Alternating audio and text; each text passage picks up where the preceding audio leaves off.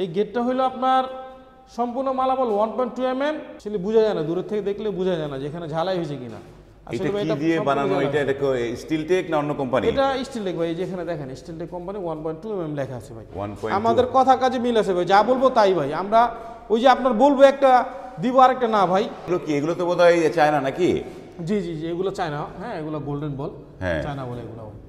এটা কত টাকা স্কয়ার ফিট এটা পড়েছে? হলো পার স্কয়ার ফুট 1800 টাকা। পার স্কয়ার ফিট 1800 টাকা।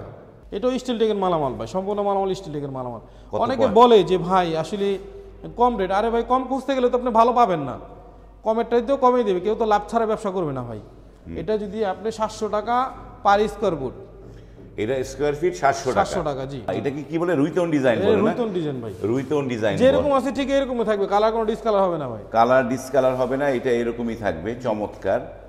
এই যে আমরা দেখাচ্ছি যে এই যে এটা কিন্তু অসম্ভব সুন্দর লাগে এইটা।